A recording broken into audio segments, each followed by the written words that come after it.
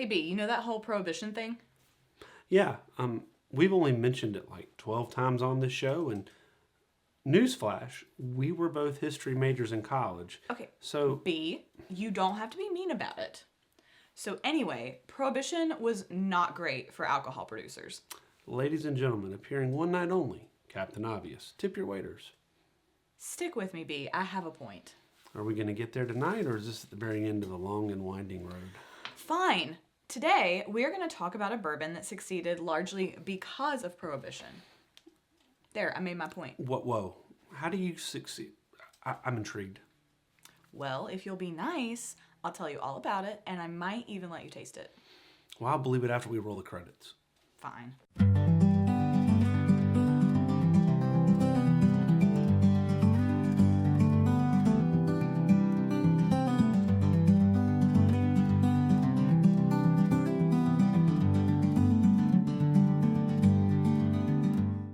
What's up, B?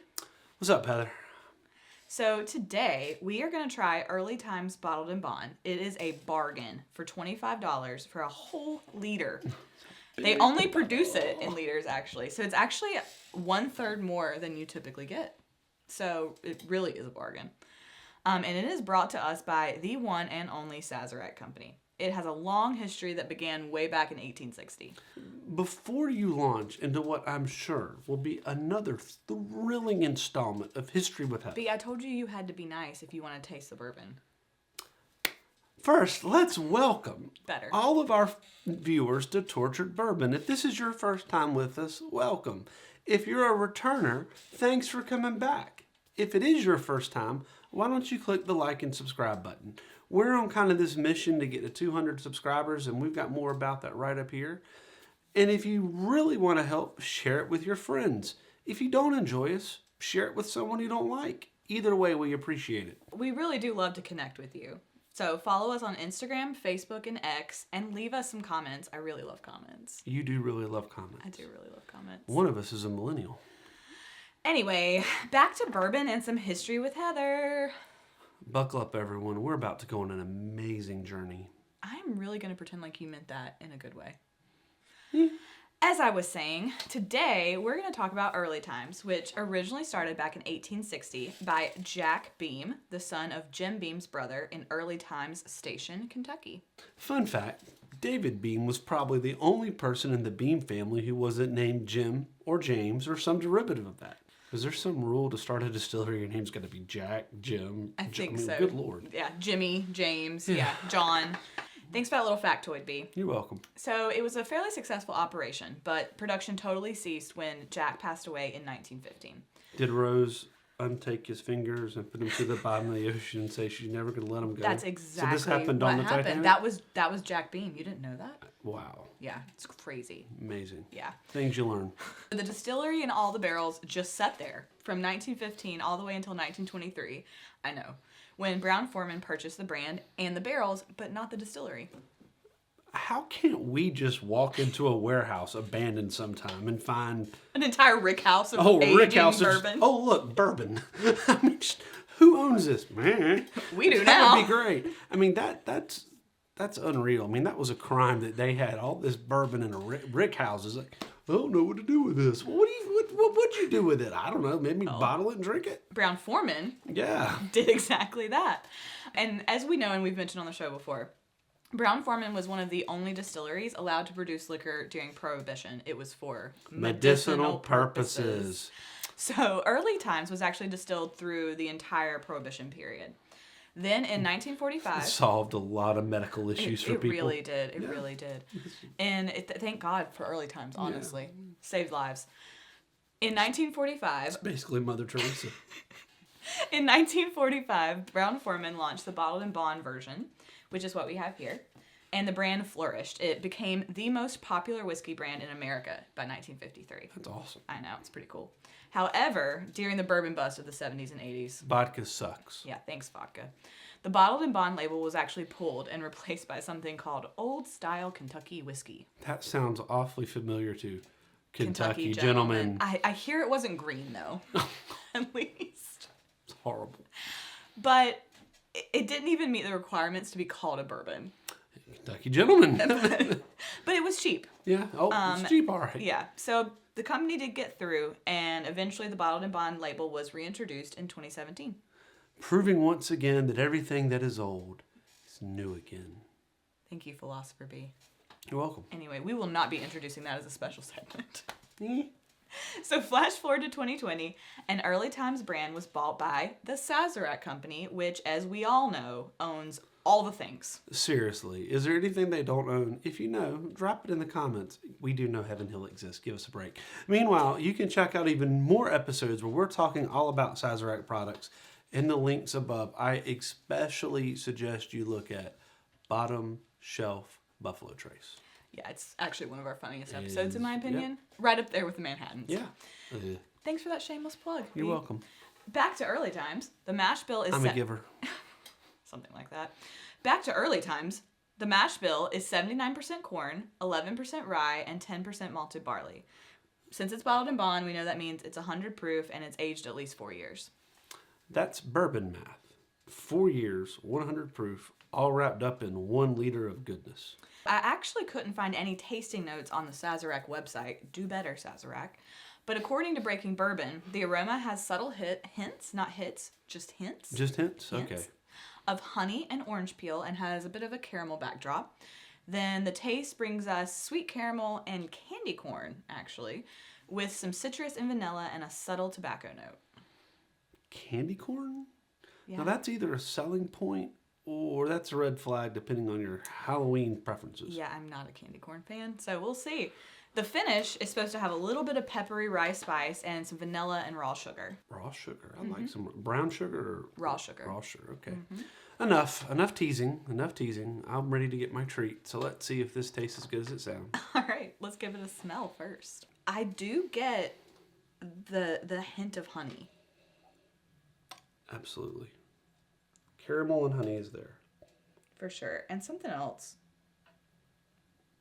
You do get a bit of that pepper. The rye is there. It's not extremely pronounced, but there's a little spice there. There is spice there. And I do think I get a little bit of the citrus. Citrus and honey. This actually has, for me, from what we've been drinking lately, this has a unique smell. It does. Just from what we've been having lately, it's unique. So right off the bat, that punches above its pay grade. That's a solid pour. Caramel and sweet is in the front. But it's not overly sweet. No. Pretty mellow, but it does pack up that... I get that pepper on the back. The rye comes through there. Not a lot of oak. And I do get that little hint of tobacco at the end. And not in the way that we've described that before. Not farm earthy. But it is a little bit of a hint. So when I breathe out, if there is oak, that's when I get it. It's on the very end. Back. But it is not peanutty. No. In the smell or in the taste or in the finish. So I don't get any none of the this. benchmark bottled in bond, which is made by Sazerac, we mentioned that we could both smell peanut. This is a Sazerac product. I don't get any of it. And I don't get that. So is the juice in this bottle, is it Brown-Forman juice or is it Sazerac juice? That's a good question. The sale happened in mid-2020. We know this had to be it's Brown-Forman juice because we know it had to age 4 years before it was even bottled. I would think so. So we know it did because it's bottled in bond. So yeah, that's a really good point, B. I hadn't thought of that. This is one where I feel like most of the tasting notes were on point, except thank God I do not get candy corn.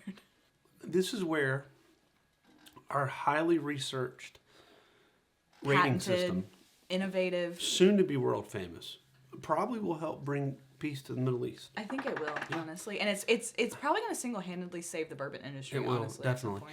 This is where it does have one lapse because right now in the wonderful bourbon, how much is a liter of this? 25. Yeah, it punches way above its pay grade. So it's very difficult to say that this is something that would be hush your mouth because hush your mouth for me is like this is if it's up there, pour it. Right? Yes. It's like I see it, and that's what I'm getting. Yeah. Yeah. And in terms of if it's something that is a unique buy, if it's not always on the shelf and it's there, if I don't have a bottle, it's coming home with me. Yeah. It doesn't have to be allocated, but stuff comes and stuff goes. Yeah. And if it's there, it's coming home. Probably for me could end up being an amazing dog will hunt. Mm-hmm. And so many of our bourbons are coming in there, but I mean, it's like giving something 3 stars. But this is different, okay? And the reason I say it's different is this is a liter of really good juice for $25. It's very good. So from the same, might be Brown-Forman juice, but from the same parent company, Sazerac, you have Benchmark Bottled in Bond, $25 for your 5th. A third less, yeah. Now, they have a different taste profile. They do. But if we're talking about going purely on value in dollar, we've got to come up with... You're cooking something right now. You're cooking something in your head. We've got to start having it, if it punches so much above its price, we have this... I don't know if you've noticed, but we have a southern country theme. Just a little bit. Like a southern culture We theme. mention farms a lot. We do. For 2 people who are not farmers. We don't live on a farm. Nope. What are you cooking up in your head right now? We don't even grow anything. No, we don't.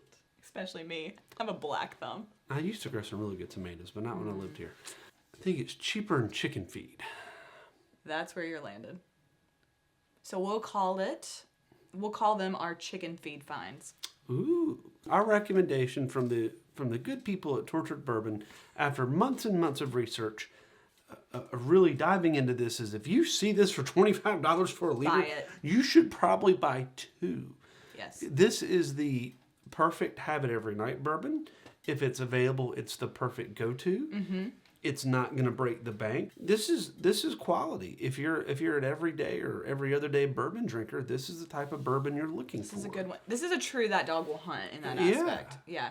With the price, I mean, this is it's cheaper than chicken feed. It's chicken feed fine. So this is great. This is great. For $25, it's a steal. It's a solid pour. And if you can prove that that's beyond a shadow of a doubt, if you have documentation, if you've got paperwork, if you've got some CIA special release in a folder with redacted stuff that lets us know... Looking at you, Aaron. That's definitely Brown-Forman juice. I'd really like to know it. Well, you found the mash bill. That alone tells me Sazerac didn't make it. I was thinking about that earlier, actually. Fun fact, Early Times was actually the official cheaper mint julep bourbon for the Kentucky Derby until Sazerac bought, and now it's Old Forester. Summing it up, we have a new addition to our ratings. Chicken feed. Chicken feed fine. Chicken feed fine. And on that note... It smells so good. It's lovely. Cheers, y'all. Cheers, y'all. I will look like an idiot for the team. All right, you ready? Some things require more work than others. I know, it probably is really hard to make me look like an idiot. Just hit record. Anytime you're ready to start, you start this one.